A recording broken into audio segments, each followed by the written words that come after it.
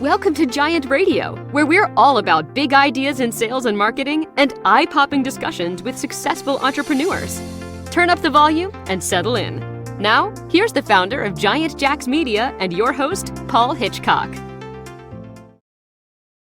Hi, everybody. This is Paul Hitchcock, founder and president of Giant Jacks Media. Really excited for my guests today, Matt and Linda Lutz. Welcome. Can you hear me okay?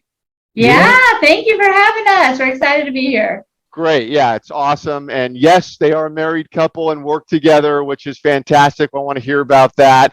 And they are professional speakers, trainers, and executive consultants. They've got a lot on their plate. And Linda, you and I have had a chance to talk before, and I just thought your story and how you and Matt are working together so interesting. And I'd like to just get into it. My audience, listeners, love hearing interesting stories about entrepreneurs. You fit the bill. And yeah, so let's talk about how the two of you, first of all, how you got started in business together. Well,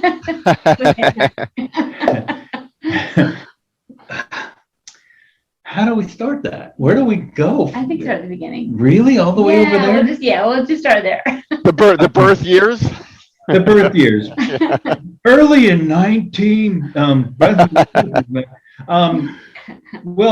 we were both professional entertainers. I was working at Disney World doing singing and dancing. Really? Not in a costume. Wow. Not in a furry costume. And my show closed. So a bunch of us guys jumped in a van. That was when you did back in those days. Yeah. We jumped in a van, drove from Florida to California to, become stars. Wow. I was the only one that became a star. So the rest of them drove home and left me there. But in the process of that, I lived in Long Beach, so I drove and I'd stop at a bar for a beer and a girl. Most of the time. Of course. Allowed to say that?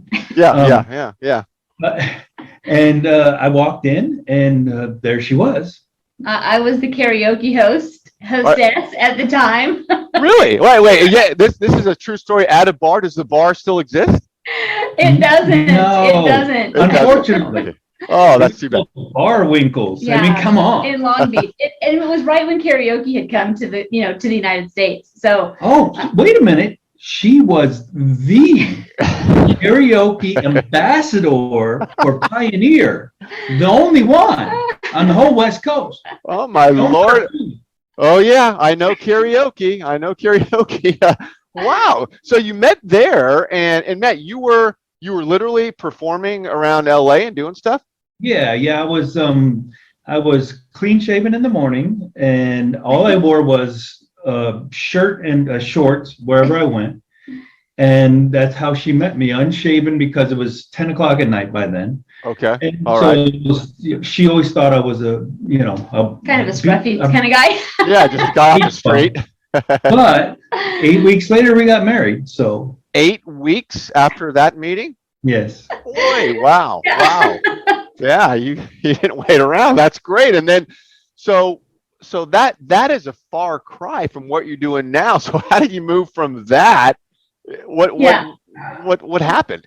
Well, at the time, I had an entertainment business, and so really right from the beginning, he joined into the business and really helped to expand it. And we were working in the shopping center industry in Southern California with basically a specialty entertainment business. So the Santa arrival parades and the Easter Bunny arrival parades and all that kind of stuff. So right from the very beginning of our marriage, we were entrepreneurs together 24/7. Yeah. Okay. All right.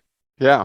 And here we are 30 years later. We took a lot of rabbit trails from that moment, but it was always us together. Mm-hmm. And no matter what came up and what went on. And it was about 9 months after we got married, we drove across the country. Yeah, moved to North Carolina. We went back to the East Coast. Because you're in Raleigh now. Right? Well, we were in Raleigh. Oh, you're not? Okay. You're moving around a little bit. Come on. We're in Las Vegas. Oh, that's right. Okay, got it. Right. So on my side of the journey, it went from being a software trainer to starting a nonprofit organization to help economically disadvantaged adults, to working and teaching classes at the community college to help adults find jobs. Okay. And that's what led into the coaching business. And so started doing, career coaching and life coaching, and saw how that was impacting businesses. And that's where it started just really expanding out into what we're doing today in the speaking and the really helping companies with employee engagement, performance, retention, because that's such a big issue right now with the whole, great resignation. So Yeah, and so when you got in your business, so you're both in that same business now. How do you divide roles, and like what is each of you doing with the business? I'm a creative. I have no discipline whatsoever as far as work ethic. And though I spent 10 years in the Marine Corps. Oh, you did? Okay. So I kind of like gravitate towards the back end of things until it's time to get on stage. I've been on stage since I was in 8th grade. And so whether it's singing, dancing, speaking, that's what I've been doing since I was young. So for me, but I'm a creative, so I was trained as a graphic artist. So I do all of our artwork, I do all of our product design, and all of our web design. Okay. And she's the hustler. She's the one that, and I mean that in the nicest way. Well, I'm going to let that one go. Let it go. And she just has this hustle in her that Right. like she's a business girl. She's been a businesswoman from the start. So I let her have that business side, and she lets me have my creative side. And we just come together so well because we just complement each other in everything that we do. Well, I think he really flourishes on stage. I mean, like I don't know anyone I've ever seen. He can tell stories, and he'll have you laughing one moment, and then like the next moment you're like really pondering deep thoughts of life. Mm-hmm. And so it's really fun to speak together. But then on the other side of it, like I'm a teacher. So I'm going to motivate and inspire, but I'm going to build principle upon principle upon principle. Whereas his is more, I don't know, inspirational. It is educational, but it's. She thinks my stories waste time. No, and I think her principles waste time. So between the two of us, as long as we don't butt heads, we can meld those things so well together. She'll let me tell the story, and I'll let her teach some. Yeah, well, I got to say it's interesting because as business partners, you have the issue that all business partners have, which is what we're talking about is dividing and conquering who's doing what. You got to make that efficient. But what you two have, which most business partners don't have, you go home together, and you got the personal life going on. So how do you, or do you separate the business? Can you shut it off at home? Are the two of you 24/7 people? You're just always going business wise. Thank God for TV. Netflix, here we come.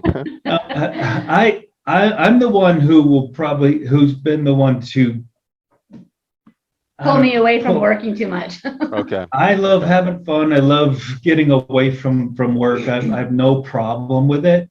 Okay. And so she really likes, she's always on. She's always on. Yeah.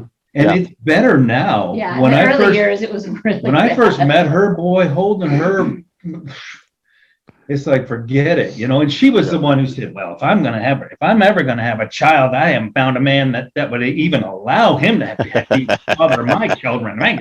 Like she was on her way. I did say something exactly like that. and at that moment I went, okay, challenge accepted. And it only took me 6 weeks. Only 6 weeks, and you figured it out. Point, okay. Yeah. Okay. All right. So 6 week intensive training. Yeah. Well, I think what's made it work is that we do play to our strengths, and we have different strengths, which has made the partnership beautiful in regards to the business working.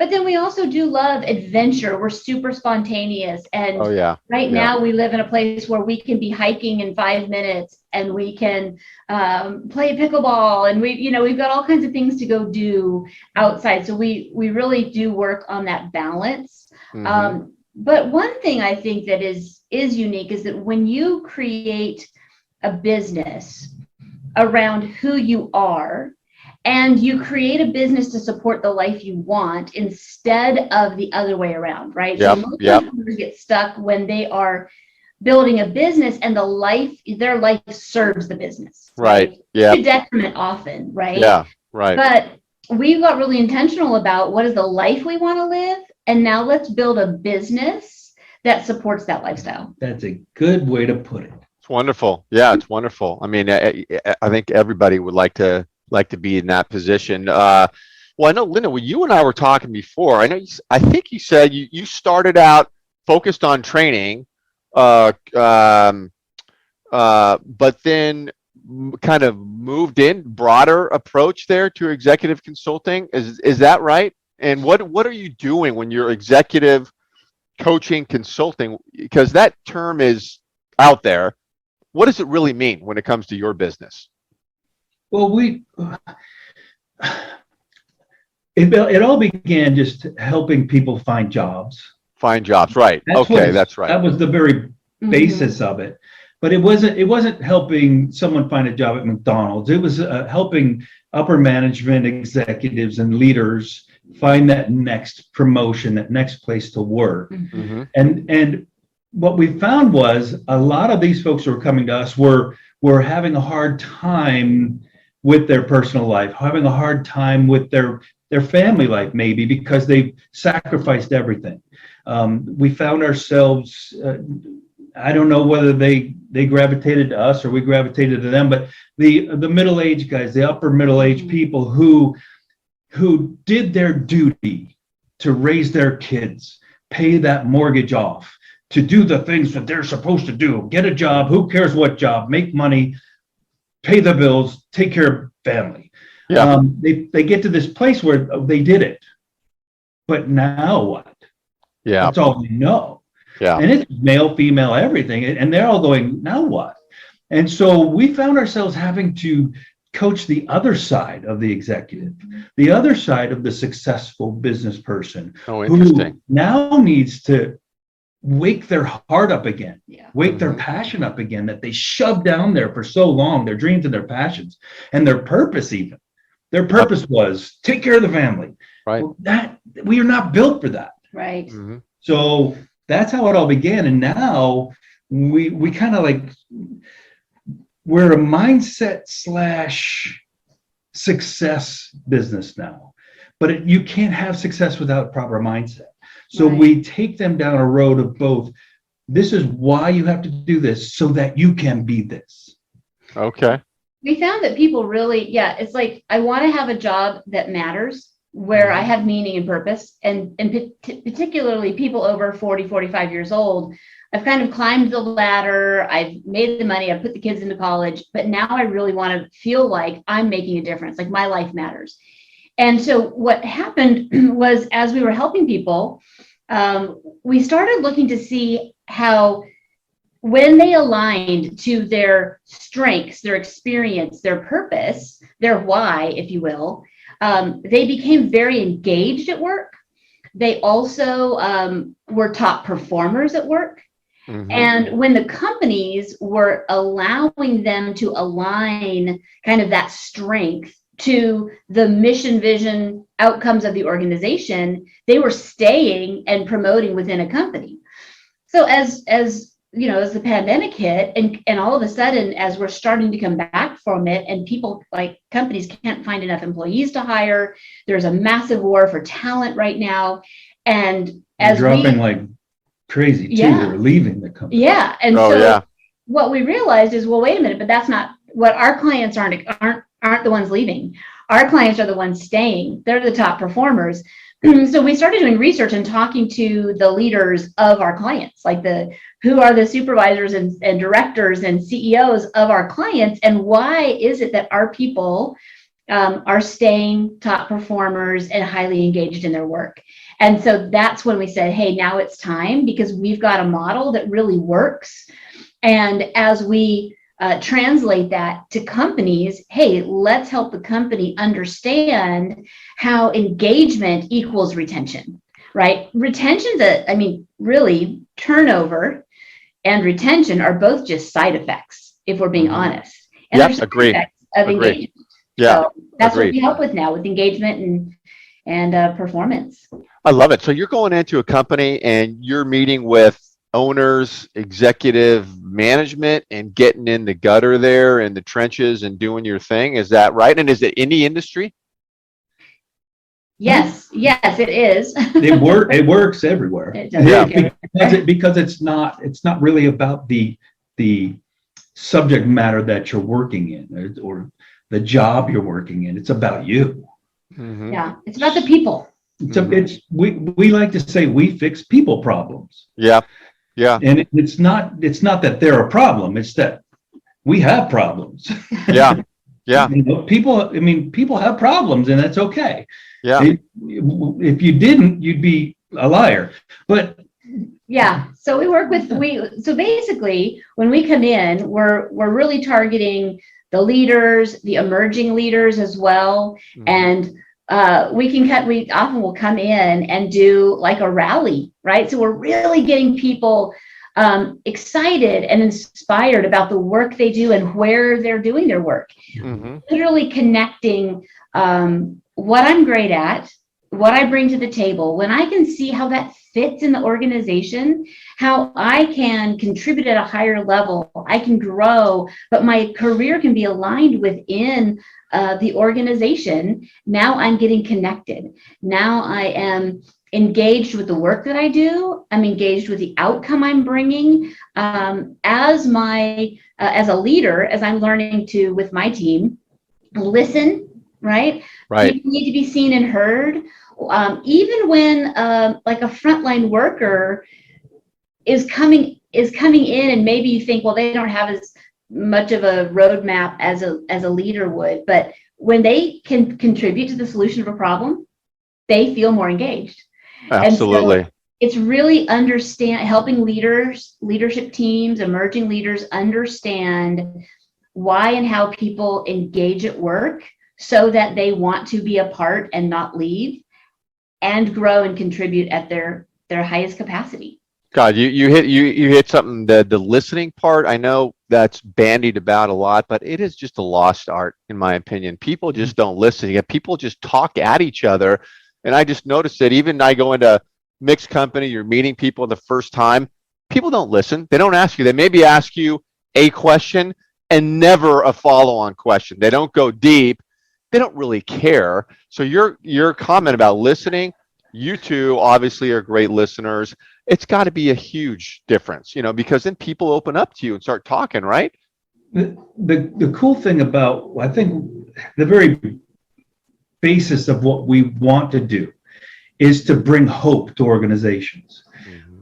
When employees have a hope for a future in that organization, that's really, especially now, right? We've been through 2 years of no hope. Right. Really. Yeah. 2 years of no hope. People are going, I'm sick of this. I want to have some hope in my life, look forward to a future, because we haven't been. So when we help them find the place in the company, when we help the leaders help find the places of their employees in the company, there's a hope. Well, wait a minute. First, they care. First, they're listening, because you have to listen to find out who they are so they can put them in the right place. Yeah. Can you tell that story about the girl who wanted to leave? Oh, and yeah. then you took her through the process, and then all of a sudden things changed? You turned around. What happened? Yeah, we had a client, and she was working for a big tech company in the area, and she wanted to leave. She's like, I feel out of place. I don't know how I contribute here. I just don't fit. She was having a bit of a professional identity crisis, I think is how I'm coining the phrase, but she was basically describing that. And so as we walked through the process of helping her really identify what are her greatest strengths, talents, abilities, how can she contribute at the highest level, what does her ideal role look like within the organization? And fortunately, she had a really great director, so that as she came back in and we coached her through a conversation of, hey, this is how I can really leverage my greatest abilities for the organization. And it just so happened that he listened and said, oh my gosh, this is phenomenal. Let's take the work that you've done and create your new job description around your literal exercise. Awesome. One of the exercises that we did, and took that and made it her job description. Awesome. I spoke with him and asked him, like, well, tell me what was different. Tell me what happened after, after we were able to work with her. And he said that she is now positively affecting the entire division because of what she brings to the table and the way that she, communicates and connects and basically is the best version of herself there. Okay, you're going way beyond executive consultants here. You guys are motivators, right? I mean, it's on a personal level. Do you think that's a fair statement? Yeah. So that's all I've been doing all my life. The cool thing is, though, is we can take that one exercise for one person and come into a room and do the exercise with everyone in that room at the same time. Great. And then their bosses can walk into their boss's office if they listen and go here, and then they both can work this out. You know what kind of hope arises when you two people get together on with one purpose? Yeah, it's great. It's great. And the impact that has for the organization ultimately, right? That's what it's about, is like, that's the impact that it brings to the organization. So yeah. Are you definitely do more than just we inspire and encourage and motivate, but then we also have kind of those tangible exercises and steps and training. She has the tangible exercises, steps, and training. I motivate. Don't talk to her. Come on, listen to her. He's the intangible. That one. Oh, my Lord. And are you virtual and on site these days, or what's going on? We are so sick of virtual. Yeah. But, okay, so the reason, one of the selfish reasons why we started to go back into public speaking and corporate training was because I have to be on stage. I can see that. I have not been on stage for 5 years. Yeah. I mean, a real stage for that matter. Right. So she thrives on stage in front of those people, touching people. Now, we couldn't touch people for the last 2 years, but we're getting back to touching people. Right. Yeah. Literally looking in someone's eyes, not looking into the camera, Right. Yeah. actually touching eyes and going, that feels different. It's different. It's different. And for me, I have to do that. Right. So yes, we do virtual. Right. But our dream, first of all, we're travelers. Right. So we love to travel anyway. So put us on a plane, get us in a car. We will go and we will enjoy the ride. We will enjoy every bit of it, and then enjoy getting on stage. Yeah. So we do virtual, we do hybrid, but our desire is to be fully back in person on site. Well, there's nothing like it. I mean, the energy of a room and the human contact. And I hope we get back to that in a big way for a lot of people, because it's just, this is so easy. You love this and it's great and there's efficiencies, but like you said, it's not the same. Yeah. Very, very interesting. So where are you guys going from here? Over the next few years and going forward, is there a goal, or are you just rolling with it? What's happening? Once again, the business is serving our lifestyle. Mm-hmm.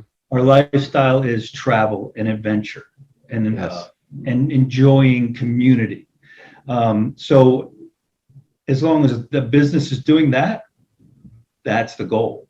Yep. On the professional side, that's the personal side, right? On the professional side, we are shifting to where the majority of our time is going to be spent speaking on stages, working with organizations in delivering on-site training, and coaching so that we can really help companies thrive. You asked us what kind of companies earlier. So many, we've helped every industry really. Being in Raleigh, North Carolina, there's a lot of technology, pharmaceutical, biotech. So we've got huge experience there, but really any company we can help. I think one of the interesting companies that we're reaching out to now are family-owned businesses. Oh, yeah. Because, being married 30 years, being in business almost the entire, really, we've had a business almost the entirety of that time, really. Yeah. 24/7 together, a lot of those years, probably, gosh, maybe, I don't know, 27 of those years, we've been together 24/7. And so it's been something beautiful. And look, we're both still alive. Nobody's buried in the backyard, right? Any black eyes. I'm not bleeding. Yeah, you look okay. But we love it. And I thought, I think that there's a lot of family-owned businesses where, one thing we didn't mention is that he pastored a church for 21 years. Oh, and, wow. and Okay. And the ability, so to, obviously I was by his side doing that, but the ability to know people. She pastored a church for 21 years. I spoke on the stage Twice a week and traveled and spoke. I'm starting to get the sense here of what really is going on. He's still at Disney World doing his thing. You're the operations. So I think that really, we were even talking this morning about how we just really desire to help family-owned and run businesses because the relationship dynamics that come into play there. And big time. It's huge, right? And making sure that you can go home together. And still have and still be nice to each other and have conversations and enjoy going on vacation together. And that's something that I think family-run businesses can often struggle with. Yeah. Oh yeah. Well, you have a unique perspective, obviously, into that. But how do you, if you're doing on-site stuff, how do you integrate that with traveling? How do you keep traveling? Because then you got to leave your travel spot and go do something on site and come back, or you just work it out. It's kind of like our house sitting thing. Every place we go is a travel spot. Oh, so you mean even a business gig travel spot turns into a travel spot? Do you know what our favorite place in America is to travel to? I can only imagine. Milwaukee, Wisconsin. Milwaukee? Why? What's there? It is the hoppingest place in the summer than anywhere else in the world. Really? Oh my gosh, man! No idea. We went there. Well, maybe not in the world. we were traveling in our house sitting from the East Coast to the West Coast. Yeah. And there was this one spot that would give us a sit on our way because we sat our way across the country. Yeah. And so that we needed to have this certain time. We needed a spot to sleep right there. Right. And so we got this Milwaukee showed up and we went, Milwaukee? Did we really want to go to Milwaukee? and don't tell her, the lady that we sat for. But we said, yeah, it's a perfect timing. Everything's just right. We stay there a long weekend, and then we keep going. Yeah. So we drove in, stayed there. The the Wisconsin State Fair was there that time, same week. The air show was there that week. German Fest, the biggest German Fest in America, was there that week. Love it already. Fun in Milwaukee. It was on the lake. Nice. So you have the beach. You had Fonzie's there. Fonzie, that's right. The breweries are there. Right. It was an amazing week. Yeah. So to kind of just to fill in a little bit, right? What are you filling? See, teacher? So you know this story. Yeah. Oh yeah. Right? Is that in May of 2019, we sold nearly everything we owned to go and house sit our way around the world. Right. And so the whole idea of scheduling the traveling is literally we would schedule 30, 60, 90 days out of where we were going to go. And we were house sitting our way across the country, Aruba, Jamaica, Hawaii. So fun. And working from where we were. So the whole scheduling thing is easy. So we literally, business travel will be travel, and wherever we end up is where we're going to be exploring. Yeah. And so it's just a matter of scheduling, and we're great at that. Yeah, amazing. Yeah, you told me a little bit about that before, and I just, man, it's like, okay, my life is boring compared to yours, but that's all right, you know. Oh man, well, I could talk to you forever, both you, Matt and Linda. What an interesting scenario you have going on there, and I just want to tell everybody and you that wherever somebody's watching this stream, because we stream on YouTube, LinkedIn, Facebook, I don't know where it is half the time, but your information's always around the video. So for anybody, and I encourage everybody to connect with Matt and Linda, get involved here, and you'll see their information around the video. It's been an honor to have you on the show. I know we're going to stay in touch and keep talking. I love to track your progress. So thank you both. Absolutely. Thank you. Thank you This for is having wonderful. us. Yeah, absolutely. All right. We'll see you next time. Okay. Bye-bye. All right.